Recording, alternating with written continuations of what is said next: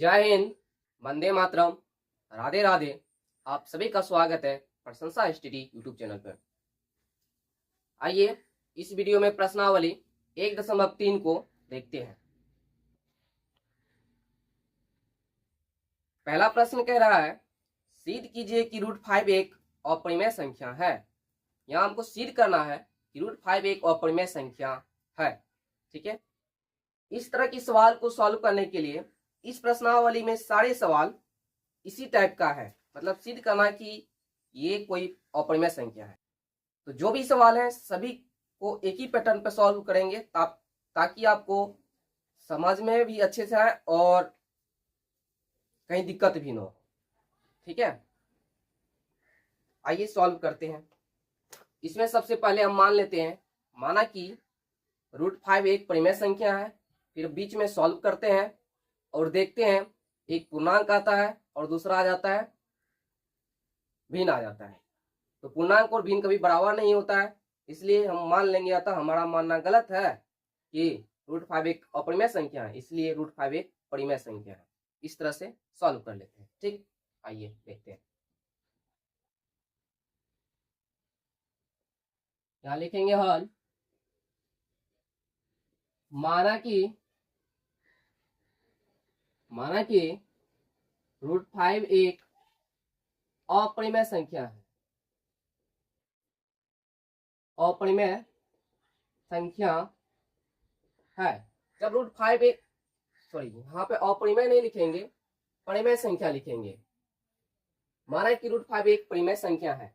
जब हम यहाँ मान लेंगे कि √5 एक परिमेय संख्या है तो परिमेय संख्या को p/q के रूप में लिख सकते हैं। तो यहाँ पे लिखेंगे इसीलिए √5 बराबर p/q, जहां पर p और q क्या है, एक पूर्णांक है और q का मान 0 के बराबर नहीं होता है। यहाँ लिखेंगे जहां ब्रैकेट के अंदर में लिख लेंगे जहां p और q एक पूर्णांक है, एक पूर्णांक है, कोमा यहाँ पे दे देंगे। q does not equal to 0। Does not का मतलब होता है कि q 0 के बराबर नहीं है। ठीक है, इसलिए बराबर दे करके इसको ऐसे काट देते हैं। इसका मतलब ये हुआ, बराबर का मतलब होता है q बराबर है 0, मतलब q 0 के बराबर है। लेकिन जब इसे हम काट देंगे b से, इसका मतलब ये हुआ q 0 के बराबर नहीं होगा। बाकी सब कुछ हो सकता है, माइनस भी हो सकता है, प्लस भी हो सकता है, या हर कुछ हो सकता है। ठीक है, सिर्फ 0 नहीं होगा।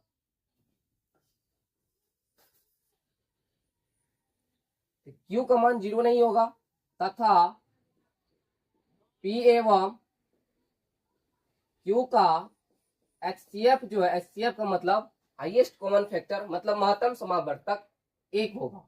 और किसी भी संख्या का कॉमन फैक्टर 1 होता है, उसको हम स्वअभाज्य संख्या कहते हैं। इतना लिख लिए। अब इनमें हम क्या करेंगे, दोनों तरफ वर्ग करेंगे।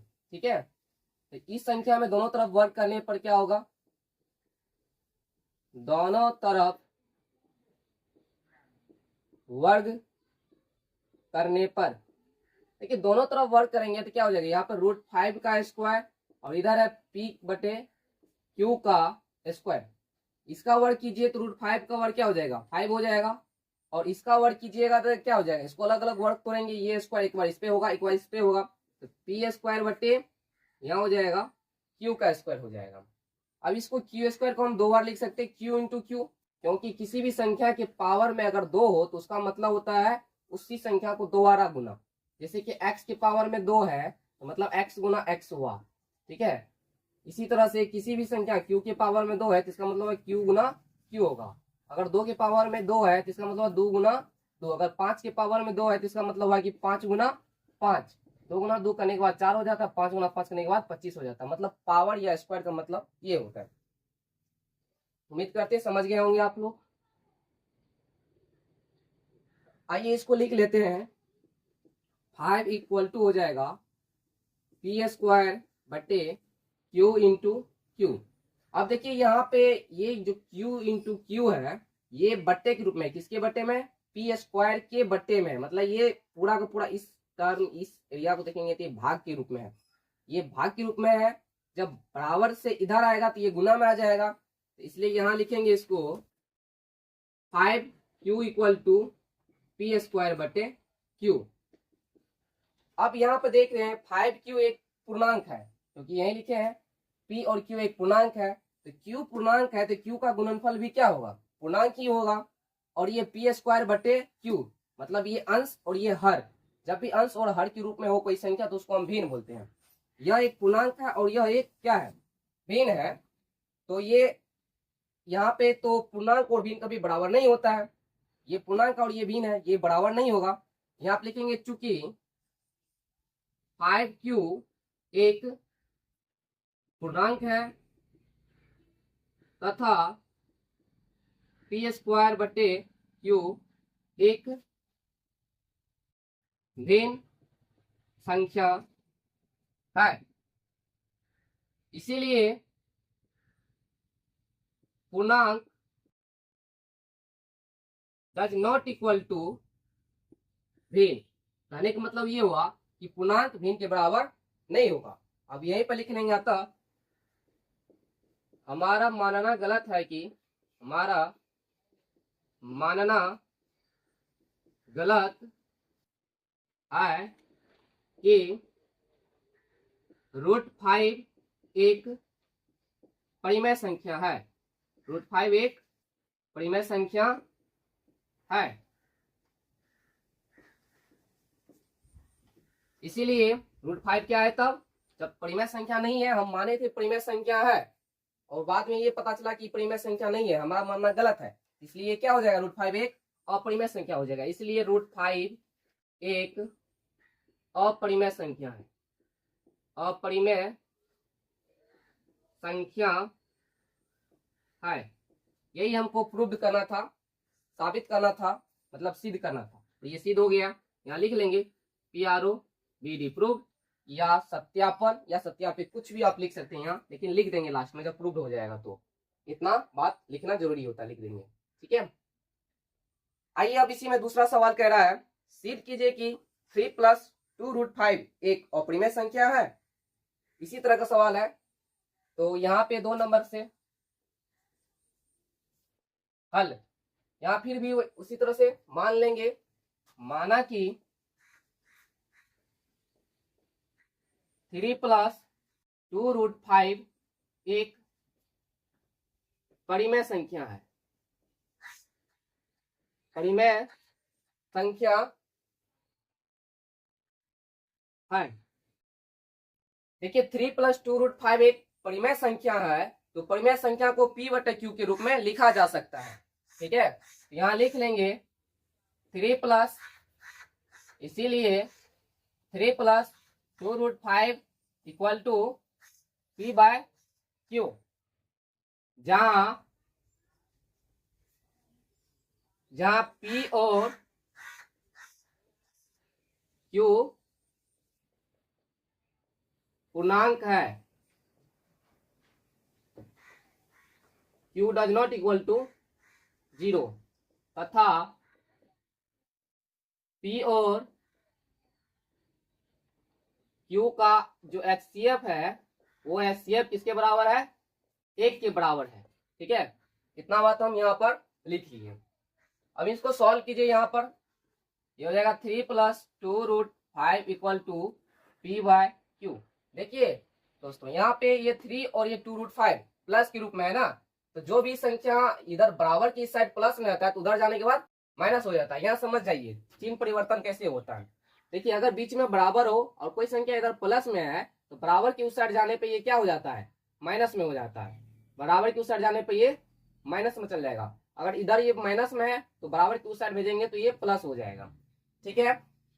और फिर कोई संख्या बराबर की साइड में अगर गुना के रूप में है, इसको उस साइड भेजेंगे तो इस संख्या को तो ये भाग में चल जाएगा, और इधर कोई भाग में है इसको उस साइड भेजेंगे तो ये गुना में हो जाएगा। सेम उसी तरह से इधर से भी होता है, इसका भी चिन्ह परिवर्तन होता है। कोई दायां साइड में है गुना में, इधर आएगा तो भाग हो जाएगा, कोई भाग में है तो इधर आएगा तो गुना हो जाएगा, और कोई संख्या प्लस में है तो इधर आने के बाद माइनस हो जाएगा, माइनस में है तो प्लस हो जाएगा। ये चीज आप लोग नोट कर लीजिएगा।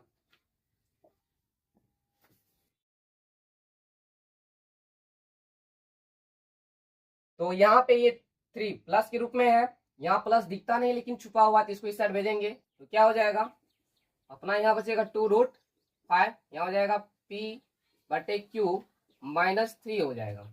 अब ये -3 को बट्टे में कुछ नहीं रहे तो 1 रहता है, इसका एलसीएम निकाल करके इसका भिन्न के घटाव के आधार पर हम कर लेते हैं पहले।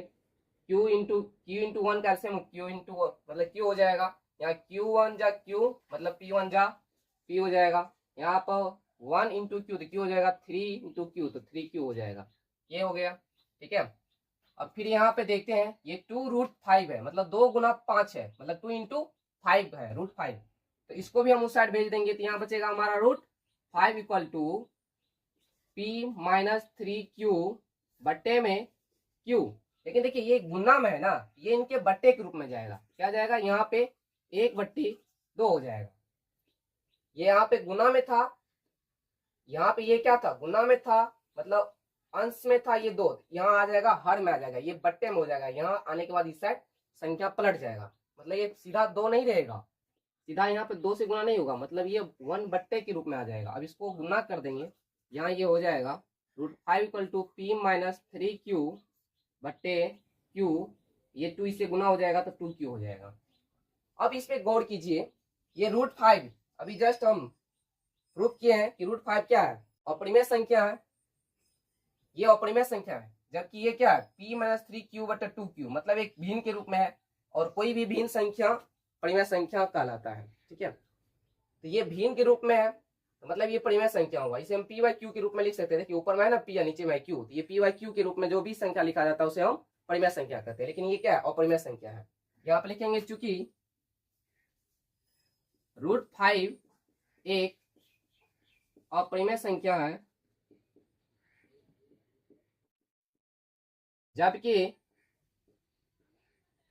p-3q बटे 2q एक परिमेय संख्या है,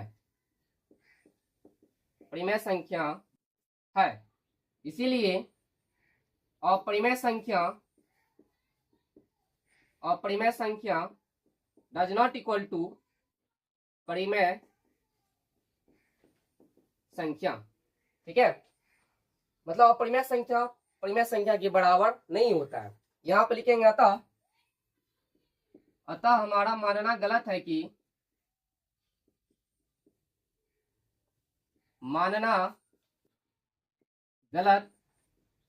कि 3 + 2√5 एक परिमेय संख्या है। अगर ये हमारा मानना गलत हो गया कि परिमेय संख्या है, मतलब परिमेय संख्या नहीं है, तो क्या होगा, तब अपरिमेय संख्या होगा। यहाँ पे लिखेंगे इसीलिए 3 + 2√5 एक अपरिमेय संख्या है। कौन सी संख्या है, अपरिमेय संख्या है। यहाँ पे लिख देंगे PRO वेरी प्रूव्ड, या सत्यापित या सत्यापन, कुछ भी लिख सकते हैं, हिंदी में सत्यापित सत्यापन, इंग्लिश में प्रूव लिख देंगे, काम हो जाएगा। देखिए अगर आपको ये दोनों प्रश्न समझ में आ गया और इसे आप अपने से खुद से बना लेते हैं, तो इसका तीसरा प्रश्न भी बना लेंगे। तीसरा प्रश्न में 3 गो प्रश्न है, एक है कि 1/√2 ये अपरिमेय संख्या है, इसे सिद्ध करना है।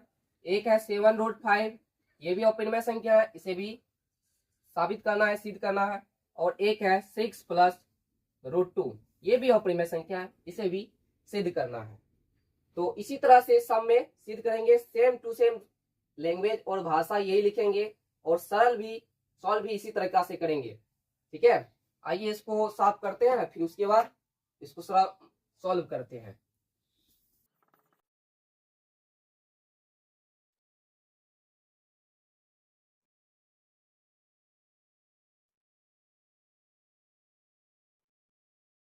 देखिए प्रश्न संख्या 3 का 1 नंबर है, और वही चीज लिखेंगे, ज्यादा कुछ चेंज नहीं करेंगे। यहाँ पे लिखेंगे बस 1/√2 एक परिमेय संख्या है, इसीलिए इसको भी मिटाना होगा, इसलिए 1/√2 इक्वल टू p/q, जहाँ p और q एक पूर्णांक है तथा q does not equal to 0, तथा पी एवं क्यू का एचसीएफ 1 है। ठीक है, यहां तक सब कुछ सेम ही रहेगा। देखिए इसको ना यहाँ है 1/√2, यहाँ है P/Q। ठीक है, तो इसको हम क्या करेंगे, ये नीचे का ऊपर, अगर बराबर की साइड कोई पलटता है, नीचे का ऊपर जाता है ऊपर का नीचे आया, तो बराबर की इस साइड भी नीचे का ऊपर ऊपर का नीचे जाएगा। इसको हम नीचे से ऊपर ले जाएंगे तो √2/1 हो जाएगा। यहाँ भी ये Q ऊपर चल जाएगा, Q/P हो जाएगा। ठीक है, अब बटे के रूप में 1 हो या 1 लिखा हो उससे कोई असर नहीं होता उस परिणाम पे। यहाँ पे लिख लेंगे √2 = Q/P। या तो आप यहाँ पर डायरेक्ट बोल सकते हैं कि √2 एक अपरिमेय संख्या है जबकि Q/P एक परिमेय संख्या है। या नहीं तो इसको हम दोनों तरफ वर्ग करेंगे, फिर जाके क्लास में बोलेंगे कि ये पूर्णांक है और ये क्या है, भिन्न है। इन दोनों तरीका में से जो अच्छा लगे आप बना सकते हैं। ठीक है, यहाँ पे हम ये लिखते हैं कि दोनों तरफ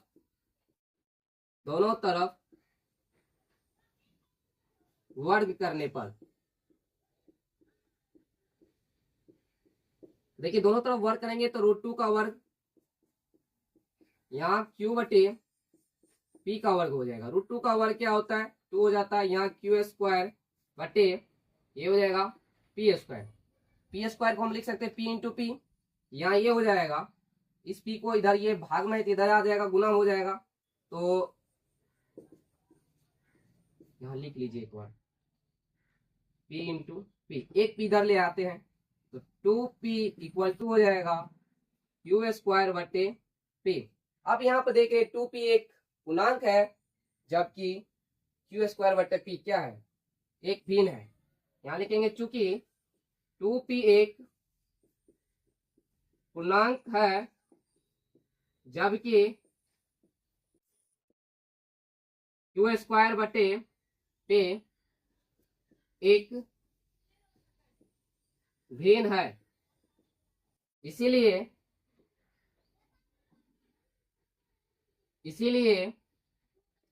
पूर्णांक डज नॉट इक्वल टू भिन्न। अब यहाँ पर हम लिख लेंगे, अतः हमारा मानना गलत है कि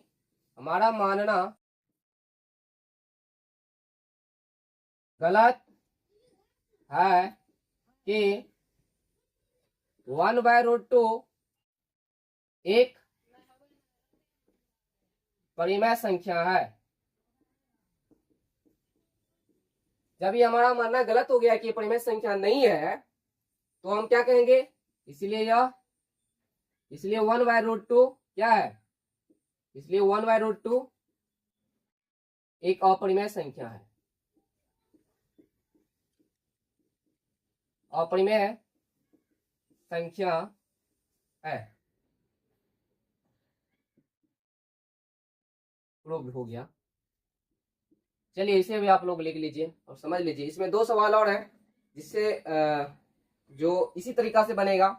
अब इसको स्पीड में या वीडियो को थोड़ा सा फास्ट मोशन में बना करके यहाँ लिख देते, आप लोग नोट कर लीजिएगा। ठीक है, सेम टू सेम सारा मतलब मेथड ये रहेगा, प्रोसेस भी यही रहेगा, इस तरह से बनेगा। क्योंकि वीडियो लंबा हो जाएगा, सभी सवाल एक एक करके जब सॉल्व करेंगे तो। अगर आप लोग को समझ में नहीं आए कहीं या कुछ भी दिक्कत हो, समस्या हो, तो आप लोग कमेंट करके पूछ सकते हैं, पूछिएगा तो उसका समाधान जरूर बताएंगे। आइए यहाँ पे प्रश्न नंबर चेंज करते हैं। 3 का ये रहा 2 नंबर और 3 के 2 नंबर का 7√5 एक परिमेय संख्या है। ठीक है, इसलिए क्या हो जाएगा 7√5 = P/Q, जहाँ P और Q एक गुणा है, Q does not equal to 0, जो बराबर नहीं है। देखिए अब यहाँ देख रहे हैं यहाँ 7√5 यहाँ P/Q, तो इनमें क्या है, दोनों तरफ वर्ग कर लेते हैं। दोनों तरफ वर्ग करने पर तो कीजिए क्या होगा, इसका वर्ग करेंगे तो 7√5 का वर्ग यहाँ हो जाएगा P/Q का वर्ग, तो 7√5 का वर्ग तो 5 हो जाएगा, 7 का वर्ग 49 हो जाएगा, यहाँ हो गया 49 गुना 5 और यहाँ हो जाएगा P² / Q²। यहाँ लिखेंगे 9 × 5 = 45 के 5 फिर 4 × 5 = 20 4 हो जाएगा 24, 245 बराबर हो जाएगा यहाँ P² / Q का स्क्वायर। तो Q² को लिख सकते Q × Q, इसको इस साइड ले आएंगे, क्या हो जाएगा 245 × Q बराबर हो जाएगा P² / Q हो जाएगा। ठीक है, अब यहाँ पर देख रहे हैं 245 Q एक पूर्णांक है जबकि ये क्या है, भिन्न है। क्योंकि 245 Q एक पूर्णांक है जबकि P² / Q एक भिन्न है, इसलिए पूर्णांक डज नॉट इक्वल टू भिन्न, ये पूर्णांक भिन्न के बराबर नहीं होगा। ठीक है, तो यहाँ पर लिख लेंगे, अतः हमारा मानना गलत है कि यहाँ से लिखेंगे गलत है कि 7√5 एक परिमेय संख्या है, इसलिए 7√5 क्या है, एक अपरिमेय संख्या है। तो इसमें भी कुछ चेंज कर लेंगे, बाकी सारा कुछ वही है। प्लस में क्या करा है कि 6 प्लस रूट 2, यहाँ लिखेंगे 6 प्लस रूट 2 एक परिमेय संख्या है, इसलिए 6 प्लस रूट 2 इक्वल टू क्या हो जाएगा, p/q हो जाएगा। ठीक है, यहाँ से रूट 2 को रखेंगे, इसको इस तरह लिखेंगे p/q माइनस 6, तो सॉल्व कर लेंगे तो क्या हो जाएगा q p माइनस 6q। ये रूट 2 देखते हैं क्या है, अपरिमेय संख्या है, और जबकि ये क्या है हमारा, ये है परिमेय संख्या। उसके बाद देखिए यहाँ पे ये लिखा हुआ ये है, क्योंकि यहाँ पे लिख लेंगे इसी चीज को, क्योंकि 6 प्लस रूट 2 एक अपरिमेय संख्या है, जबकि सॉरी यहाँ यहाँ लिखेंगे क्योंकि रूट 2 एक अपरिमेय संख्या है, जबकि p माइनस 6q बटे q एक परिमेय संख्या है, इसलिए अपरिमेय संख्या के बराबर नहीं होगा, नॉट इक्वल टू। हमारा मानना गलत है कि 6 प्लस रूट 2 एक परिमेय संख्या है, इसीलिए 6 प्लस रूट 2 एक अपरिमेय संख्या है, प्रूव हो गया। ठीक है,